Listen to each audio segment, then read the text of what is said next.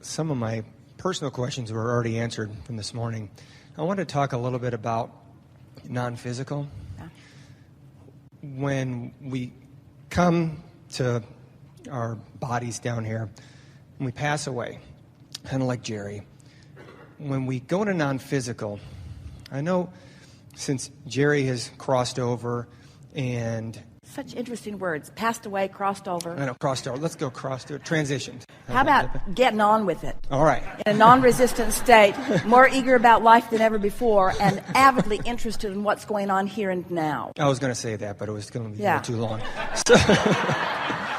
So Jerry's coming through.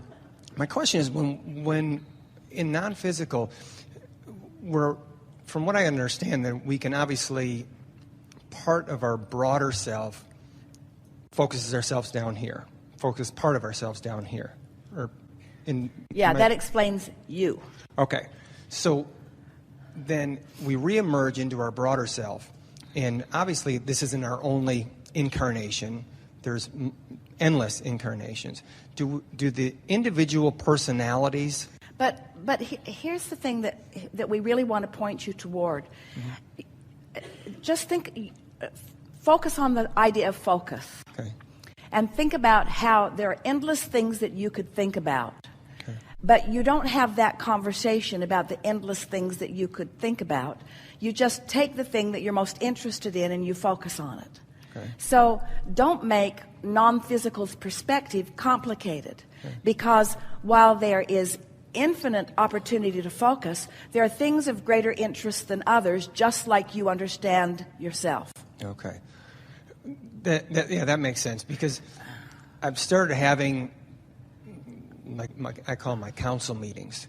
And so when I go into meditation or I quiet my mind, that I have kind of a council, and I pull, like I've been pulling, or my council has, what's the word I'm looking for?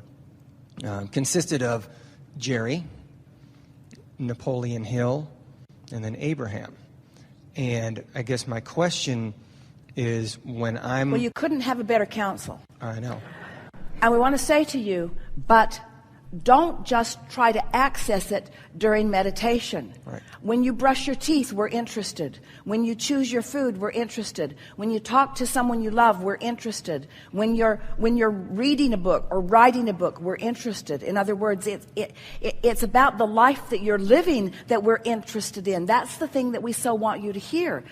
It isn't that we are living vicariously through you. It's that we are collectively living the lives that you are living, you see. And there are plenty of us to focus through. This is the thing that we want you to understand. We could focus anywhere. We have the ability to focus multidimensionally and multitudinally. In other words, there's no limit of those through which we can focus, even if it's the dogs and cats and bees. We have the opportunity to focus wherever we want to focus. We're talking about your opportunity to be aware of the focus that we are offering. That's when it really gets good. Are you following this?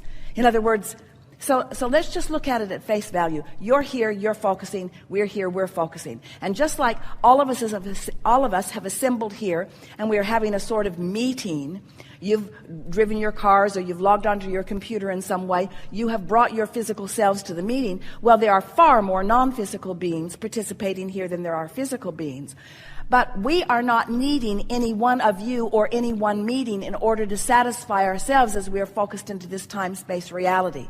So we're not trying to convince you to get into vibrational alignment in order to allow us access. We've got endless access. We're encouraging you to recognize it and to tune to it for the benefit of your moment now, because you're not living the powerful moments that you could. You're not living with broader perspective. You're not tapping into the biggest resources of well-being. You're not loving like you have the capacity to love, and you're not knowing like you have the capacity to know. You see, because you are looking so linearly and so materialistically and so physically into this vibrational universe that is much bigger than your physical manifestations allow you to understand. So when you start feeling your way, when you think about it, every single thing you want, whether it's a material object, a pile of money, a relationship, an event, a circumstance, every single thing that you want is because you think you will feel better in the having of it. So you understand at some level that this is an emotional world and that it's all about the moment in time in which you can feel wonderful. And so here we are presenting to you that all of this non-physical energy is focused with you, and it makes it easier when someone that you know and love has recently made their transition and now is focusing in a stronger way. It causes Esther to focus more vividly. It causes you to focus more vividly. It calls your attention to the fact that it has always been going, that this continuity of life has always been about that. You keep thinking that the continuity of life is about you're born and then you do stuff and then you die and then you're not here and then you're born and then you do stuff and then you reemerge into non-physical, and there is a continuity that is more steady and constant than that. There's no gap in the life that any of us are living, you see. And when you have your time in your body, in a conversation with a friend or with someone like Abraham, this vivid moment in time when you are fully present and allowing access to all that you know to be in on the conversation, that's when you're really alive, you see. And otherwise, you've sort of pinched enough of it off that it's not really that big of a deal. That's not what you came for. You came for the big deal. You came for the co-creative experience. You came for the blending. You came for the continuity. You came for the continuation. You didn't come to fix things that are broken. You came to live the joyous life that you have the potential of living in every moment. You are like the little kids that know it. They want to go from one fun thing to another, to another, to another, to another, don't they? Do they ever see any reason to end the fun? No. You say, well, we played a game with you. Is it never enough? And they say, no, it is not ever enough. I want to go from interest to fun, to love, to satisfaction. I want to go from being full of energy to resting a little bit, but I never want my interest in life to wane, not even for a little bit.